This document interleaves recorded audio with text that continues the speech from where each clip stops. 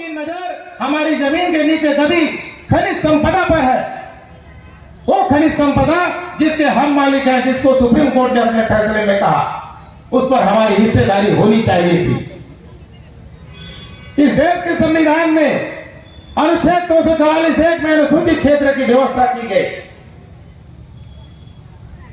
उस अनुसूचित क्षेत्र में स्पष्ट लिखा गया कि अनुसूचित क्षेत्र जो होगा, जैसे कि हम रायगढ़ जिला ले लूंगा ब्लॉक, रायगढ़ जिला में 9 ब्लॉक में 2 ब्लॉक छोड़ के सारंगढ़ ब्लॉक और रायगढ़ ब्लॉक छोड़ के बाकी जो 7 ब्लॉक है वो अनुसूचित क्षेत्र में आते हैं। उस अनुसूचित क्षेत्र में रहने वाले लोगों का स्वशासन और नियंत्रण होगा, हमारा स्वशासन होता, हमारा सरकार होता। हम निर्णय लेते, यहाँ के लिए ग्राम सभाएं निर्णय लेती। आज फर्जी ग्राम सभा करके हमारी जमीनों को अधिग्रहण करके कंपनी वालों को दिया जा रहा है। जिस खनिज पर हमारी हिस्सेदारी होनी चाहिए, उस खनिज का मालिक आज भैया डगला जी ने बढ़िया बात निकाला था कि आज बाहर के आए हुए लोग आज यहां पर धनवान बन रहे हैं और हम लोग रोजगार गारंटी में काम करने जा रहे हैं। यह स्थिति रह गई है हमारी। मैं इस मन से कहना चाहता हूं कि हम जब वोट करते हैं, वोट और अनुसूचित क्षेत्र से चुनकर जाने वाले जो जनप्रतिनिधि होते हैं, वो हमारा प्रतिनिधित्व करने के लिए विधानसभा और लोकसभा में जाते हैं, हमारी बातों को रखने के लिए, हमारे संवैधानिक अधिकारों को उसका पालन कराने के लिए। आज हमारे लिए पेशा कानून बना 1996, 5वीं अनुसूची है, उसके बावजूद भी आज हमारी समस्याएं वैसी की वैसी धरी रह गई। हमारी आवाज बनकर जाने वाले लोग संसद भवन में और विधानसभा भवन में हमारी बातें नहीं रखते। यदि आज वो रखते तो आज हमारी समस्याएं ये खड़ी नहीं रहती। आज हम वास्तविक रूप से यहाँ के मूल मालिक होते। संविधान में लिख तो दिया गया, सुप्रीम कोर्ट कह तो रहा है कि हम यहाँ के मूल मालिक हैं, लेकिन क्या वास्तव में लगता है? क्या हम यहाँ पर मालिक हैं जैसे लगता है? मेरे सामने खड़ी माताएं बहनों का खून टेस्ट करा लीजिए, हर दूसरे महिला में खून की कमी मिलेगी। क्यों? आज हम शिक्षा के क्षेत्र में पिछड़े हैं। क्यों? हमारी जगह पर नौकरी कोई दूसरा कर रहा है। क्यों? इस पर आज चिंतन करने का विषय है।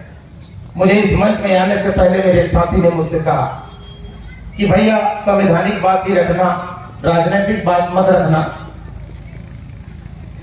भले अगले कार्यक्रम में मुझे मत बुलाइएगा, लेकिन ये मेरी पीड़ा नहीं, ये जितने हम सब आदिवासी हैं, हम सब की पीड़ा को आज मैं यहां पे रख रहा हूं।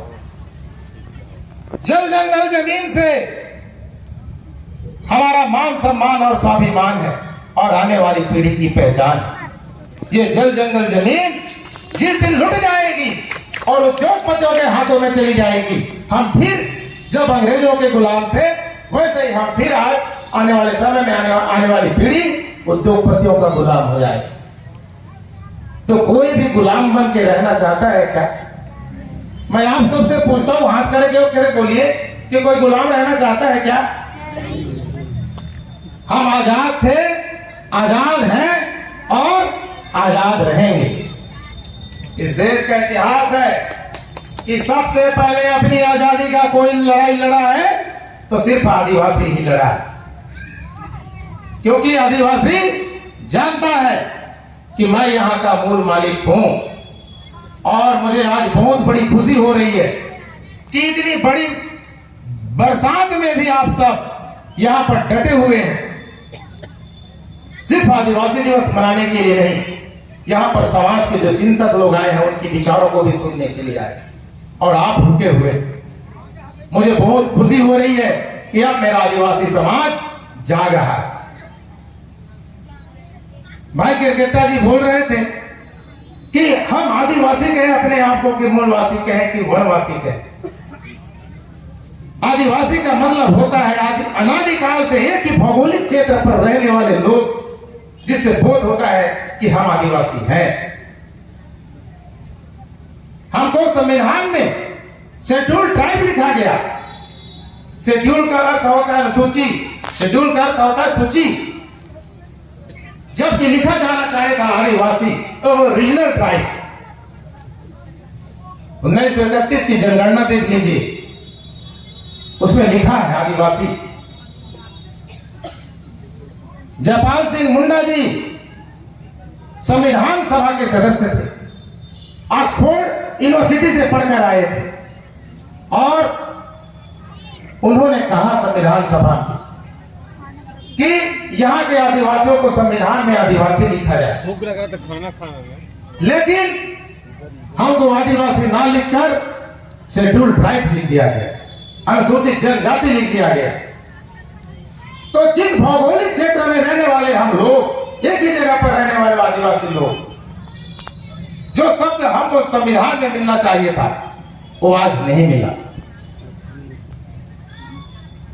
मानता हूं कि विश्व का सर्वश्रेष्ठ संविधान भारत देश का संविधान है, लेकिन परिपूर्ण नहीं है। उसमें भी सुधार लाया जाना भी आवश्यक है, तब जाकर के हम जल जंगल जमीन के मालिक बने रहेंगे। और जिस तरीके से अंधाधुन कारपोरेट घरानों के लिए हमारी जमीन को अधिग्रहण करके उद्योगपतियों को सौंपा जा रहा है, आने वाले दिनों में निश्चित है कि हम आदिवासियों को जो जमीनें घट रही है, आने वाले समय में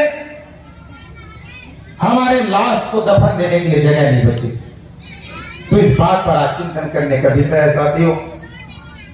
आज मैं इस सभा को संबोधित करते हुए इस बात के लिए खुश हो रहा हूं कि मेरा आदिवासी समाज आज इस विश्व आदिवासी दिवस के अवसर पर हम सब यहाँ पर इकट्ठा हुए और बड़ी खुशी के साथ, बड़े धूमधाम के साथ हमने आज ये आदिवासी दिवस मनाया।